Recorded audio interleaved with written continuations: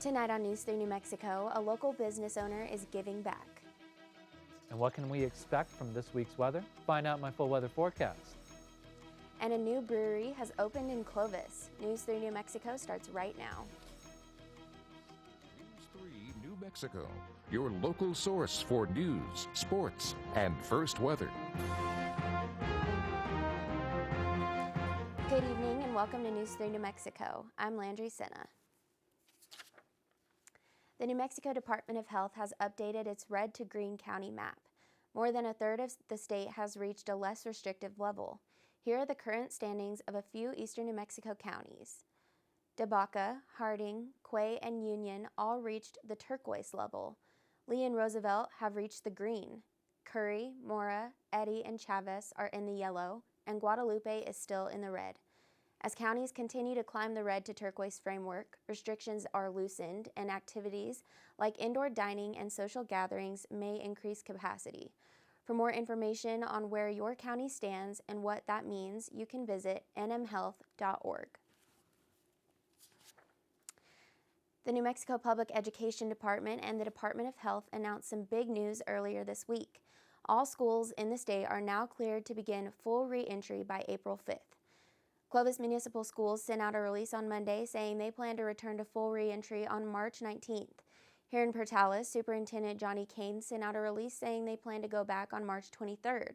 They will no longer offer a hybrid model, but instead every student attending 2 days each week will be expected to attend every day, Tuesday through Friday. Kane stated in the release that as much as he would like to be in school 5 days a week, it is necessary to keep Mondays open for deep cleaning and disinfecting. New Mexico's COVID-19 deaths hit a 4-month low with only 3 deaths reported on Monday. According to the Las Cruces Sun-News, this has been the lowest death count since October 29th, just before the spike in cases during the winter season. While this is very good news, 3 lives were still lost this week, and their identities have been kept anonymous by the health department.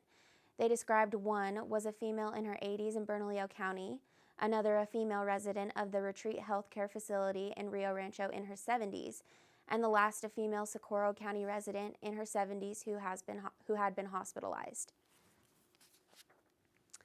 The House of Representatives have endorsed a tax increase that would boost subsidies for insurance coverage on the state health insurance exchange. The bill moves to the Senate for consideration. Governor Michelle Lujan Grisham supports the bill. A similar proposal to broadly increase the surtax on insurance premiums stalled in the state Senate last year as the federal government repealed its health care provider fee that helped support state insurance markets established under the Affordable Care Act.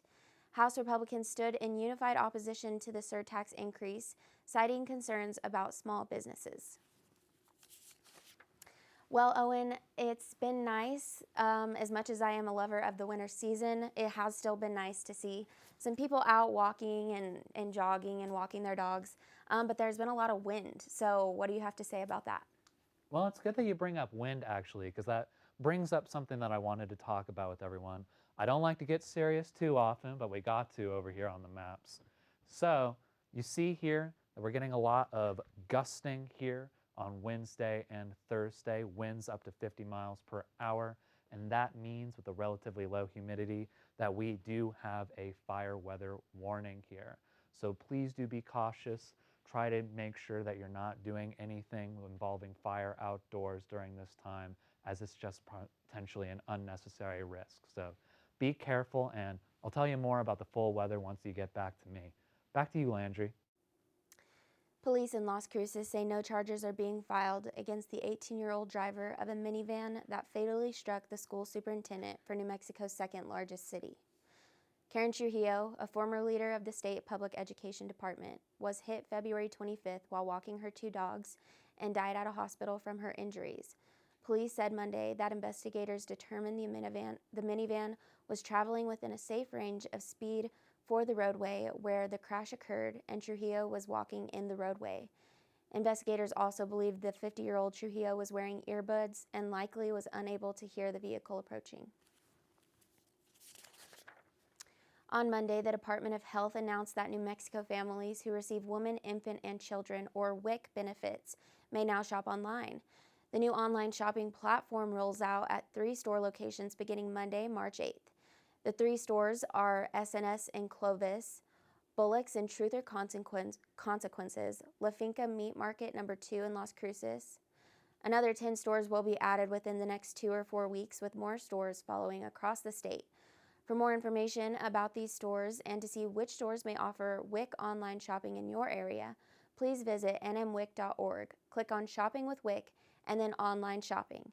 New Mexicans in need of food and nutrition assistance can check eligibility and apply online at the same website or call 1-866-687-3124. A man sought in the killings of 4 people in New Mexico and 1 in New Jersey was arrested in St. Louis, the U.S. Marshals Service said. Investigators were seeking Sean Lannon in connection with a slaying Monday in East Greenwich, New Jersey. The 47-year-old also is a person of interest in the deaths of his ex-wife and 3 men whose bodies were found last week in a vehicle at a New Mexico airport garage. Authorities considered Lannon armed and dangerous, and the Marshal Service had offered a $5,000 reward for information leading to his arrest. The Gloucester County Prosecutor's Office had said Lannon may have been driving a 2018 blue Honda CR-V and was possibly seen Monday afternoon in Camden, New Jersey. He was charged with burglary and possession of a weapon after allegedly forcing entry into a home Monday in Elk Township, New Jersey. Meanwhile, Lannon is a person of interest in the deaths of his ex-wife and 3 men whose bodies were found in the Sunport garage in Albuquerque. The Albuquerque police said 3 of the people were reported missing since January from Grants. Authorities have said that the bodies of Jennifer Lannon, 39, Matthew Miller, 21, Justin Mata, 40, and Randall Apostolone, 60, were found inside a car parked on the top level of the garage on Friday. It is still unknown as to why Apostolone is connected to the crime. Before the legislative session ends on March 20th, lawmakers have introduced dozens of bills aimed at reforming law enforcement, and several have progressed through committees. As a share of total introduced legislation, bills related to policing doubled this year over previous sessions, according to data from the Legislative Council Service. According to the Las Cruces Sun-News, the path the bills take in the next remaining weeks will test lawmakers' perceptions of the level of continuing public upset about policing. Virtual meetings have opened the hearings to people across the state to voice comments from home, but also insulated lawmakers from their constituents. Albuquerque Mayor Tim Keller says he went both inside and outside of the Albuquerque Police Department for leadership to fight crime and reform the organization. Keller on Monday announced his selection of Interim Chief Harold Medina to be the new chief and Sylvester Stanley, currently chief of Isleta Pueblo, as Superintendent of Police Reform, which is a new position. Medina was named interim chief with the departure of the previous chief in late 2020. Medina will focus on core crime-fighting activities, recruiting police officers, and building morale.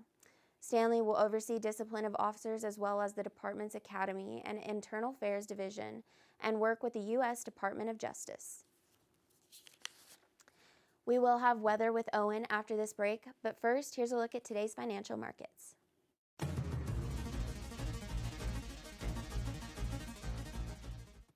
Welcome back to News 3. I'm Owen Crowley, here to give you the lowdown on the weather for this week. Going ahead and looking at local temperatures today, we can see that here in eastern New Mexico, we've got 71 in Clovis, 71 in Portales, and 76 in Roswell. And you know what? Let's bring it right back to the outside here of the Eastern Plains. Wow.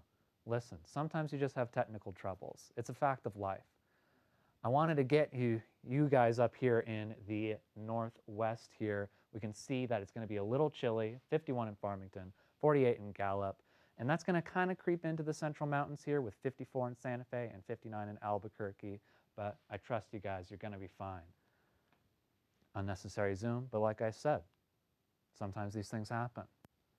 Looking at tonight's lows, I do see up there in the northwest, you are going to actually be below freezing here with 29 in Farmington, 22 in Gallup, and in the central mountains, 28 in Santa Fe and 36 in Albuquerque. Maybe throw on an extra blanket on your bed. Bringing it in to the Eastern Plains here, we've got 43 in Clovis, 47 in Portales, and 50 in wonderful Roswell here. Charging forward to tomorrow's highs, we have 53 in Farmington, 53 in Gallup, wonderful pair there, and in the Central Mountains, 60 in Santa Fe and 64 in Albuquerque. They weren't able to coordinate. Then, bringing it in to the Eastern Plains here, we've got 74 in Clovis, 74 in Portales, twinsies, and 77 in Roswell. Looking forward for the 7-day forecast, let me get out of your way here, folks. Like I was talking about, it's going to be windy, windy, windy. Look at that, Thursday through Sunday. And it is going to be a little colder on the weekend here. We're going to get a little bit more precipitation, so look out for that. And then in Carlsbad, not as much wind, but it is going to be mostly cloudy throughout the week here, as you can see. Moving forward to Tucumcari, they're also experiencing a lot of cloudiness there throughout the week, even up to next Wednesday, and high winds for Saturday and Sunday like the rest of us. You can't escape it. Even Portales, look at that. Cloudy Thursday through Friday, winds picking up on Saturday and Sunday, and if we just hold out till next Wednesday, folks, we're going to see that sun in its full glory again. Well, Owen, like I said, I'm definitely a winter person, and while this spring transition has been kind of nice, I can't say I'm surprised with all the wind we're seeing. That seems to be a common trend every year. Yeah, I mean, at this point, I would be surprised if it didn't happen. So it's good to have you back, wind. Yeah, there you go. Well, thank you, Owen, for that weather update. We'll be back after this break with more news. A Portales local has spent the last 2 years in recovery from a tragic car crash she endured early 2019. Now, Brittany Canmore owns her own business here in Portales and has decided to give back to one of the hospitals that helped save her life. Marilyn Upchurch has the story.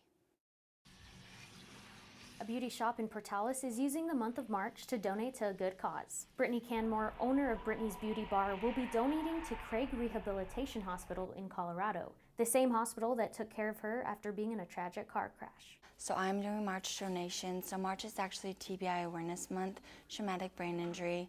I do have a traumatic brain injury myself, and the way that TBI Awareness Month works is like you spread awareness about how to prevent TBIs. She is thankful to the hospital and doesn't know what her life would look like without them. I didn't actually have any medical bills from the hospital, and so that was just such a tremendous blessing because they billed my insurance quite a pretty penny. So I'm very thankful that I got the opportunity to go to the hospital. So just giving back in any way that I can. So for the month of March, every single service I'm donating 15%. And then all of my tips as well. I'm actually the esthetician, so I offer like facials, waxing, dermaplaning, microdermabrasion. I actually do pedicures as well. And then I have a few cosmetologists in here that do hair as well. So Brittany is an overcomer who reminds others to keep going. I was in a coma for a month, 2 different hospitals in Lubbock, and then I was actually at my rehabilitation hospital, Craig Hospital, for 5 weeks. And whenever I showed up to Craig Hospital, I wasn't walking, I wasn't talking, I wasn't eating. Like, the hospital completely changed my life. Sometimes whenever I really sit down and think about it, like my accident, it was just barely 2 years ago. I really have come so far, like overcome so much, and I'm so thankful. And the only way I could have done it is because God is so good to me. There are some things that I'm gonna have to live with for the rest of my life, but it's definitely manageable, and it's something that I can live with. For News 3 New Mexico, I'm Marilyn Upchurch. A new micropub has opened in Clovis. Claire Moots has the story. A new family-operated brewery has opened up in Clovis. Bandolero Brewery has a variety of beers that they brew themselves in-house. We have quite a bit of IPAs. That's my dad's favorite thing to brew. And then there's a stout he's about to put out. We have a couple light beers, a Kolsch, just a good variety. We initially wanted to open in the spring, and then of last year, and then it just kept getting pushed back. not necessarily because of COVID, but from other inspections and all that. So it did take longer than we anticipated, but we finally got it done and we're so excited to be ready and to be open. They also serve food, and for anyone looking for a job, the new business is currently hiring. In dire need of kitchen staff. Front of house is good to go pretty much. I got really good staff up here, but yeah, definitely back of house we are needing cooks, dishwashers, prep, just about everything back there. If you want to come in and work, just come in and apply. I will get you in touch with our back of house manager and she'll talk to you and see if we can get you going and train you. And I would just ask, definitely be patient when you come in. We've had quite a bit of wait times when it comes to food because we're still training back there. And also front of house is still training too. So definitely we appreciate y'all coming in, but definitely have patience with us because we're still working on it. Bandolero Brewery will be open Tuesday through Sunday. Claire Moots, News 3 New Mexico. Make sure you stay tuned, and we'll have Sports with Kiki after this break. Welcome back, sports fans. I'm Kitana Sopinger here to bring you all the latest in local and national sports. A huge congrats to our baseball team who finally picked up their first series win last weekend against UTPB. The boys pulled off a 7-3 victory in both games. In Game 1, UTPB immediately got on the scoreboard with a solo run from Nick Hernandez. However, the Greyhounds answered back in the third inning with the 6-1 lead. There were singles from Cole Ludeking, Daniel Hunt, and Matthew Corey. Andres Quintana contributed with a 2-run homer by himself. UTPB wasn't discouraged though, as they executed 2 more runs in the 3rd and 7th inning, but Eastern finished them off with 1 more run in the 9th inning, leaving the final score at 7-3. As for Game 2, the final score was the same, but UTPB did come out a little stronger than before. After the Falcons made an error in the 3rd inning, Hunt was able to get on base and then steal second. Following that, Ludeking hit a double, which sent Hunt home. Then Nick Schiffner hit an RBI double, making it a 3-1 game. From then on, the Hounds were on a roll. They each had 1 run in the 4th and 5th inning, and then to top it all off, 2 runs in the 6th inning, which pretty much wrapped up the game. Let's hope our Greyhounds keep this momentum going this weekend as they travel to UT Tyler. Finally, the long-awaited softball season is back. Last week, our Lady Hounds traveled to Texas A&M Commerce on Friday, and then made their way to UT Tyler on Sunday. Against Commerce, the Hounds played a 5-inning game and were unable to score. The Lions, on the other hand, came out swinging, literally. In just the 1st inning, they had already put up 8 home runs. Then, by the 3rd inning, it was a 10-0 game. The Lions added 2 more runs in the 4th inning, and it was a done deal. Against UT Tyler, it was a similar situation. The Patriots didn't waste any time as they started out with a 10-0 lead after executing 4 runs in the 1st inning and 6 runs in the 2nd. During the 4th and 5th inning, the Patriots extended the lead to 15-0, and once again, the Hounds just could not recover. These numbers don't sound too great, but we gotta remember that this was softball's first game in a year. 12 months away from the field can definitely take a toll on them. All we can do now is wish them the best of luck this weekend as they are back at it again, but at home this time. Yes, we are playing at home on Friday against Angelo State and Sunday against Lubbock Christian. Now, before we get too excited, please note that fans are not yet allowed to attend games. As of right now, it is strictly the 2 teams, players and coaches. You can still support them and cheer them on from the comfort of your own home, as all of their games are being live streamed. Once again, good luck, Hounds. Last week, we talked about the Creighton University head basketball coach, Greg McDermott, and how he used a totally inappropriate racist comment towards his team after a loss. When the story broke out, people were calling for some sort of disciplinary action. The coach needed to be held accountable for his poor choice in words, and he was. He had a 1-game suspension, but has now been reinstated for the remainder of the team's activities. The timing on all this worked out in McDermott's favor. Now that he's back, he can coach the Blue Jays in the Big East tournament. Following the announcement of McDermott's return to his team, he tweeted, "I am grateful for the opportunity to return to all team activities and rejoin our incredible student athletes, coaches, and staff. I fully understand and recognize that this does not mark the end, but rather the beginning of my work in learning, growing, and earning back the trust of those that I have hurt. I'm committed to doing better, and we will definitely hold you to it." Well, it's March, and you know what that means. March Madness is here. I wanted to give you all a look into the current top 10 rankings in the NCAA. Gonzaga is leading the pack with an undefeated record of 24-0. Baylor sits right behind them with a record of 21-1. Illinois is in 3rd at 20-6. Michigan is seeded 4th with a record of 19-3. Iowa is 5th at 27. In 6th is Alabama with a record of 21-6. Houston is seeded 7th at 21-3. Following Houston is Arkansas at 21-5. Ohio State has the 9th spot with a record of 18-8. And finally, West Virginia takes the 10th spot, also at 18-8. I know after the disappointment last year of not having March Madness, we can all agree that we're ready for another year of the tournament. It will kick off next Thursday, March 18th. That is all the sports I have for you tonight, but make sure to stay tuned and we'll be back right after this break. That is all the news we have tonight, but we want to let you know that we will not have news next week as it will be spring break. We will be back on the week of March 22nd. Thanks for watching and have a great weekend.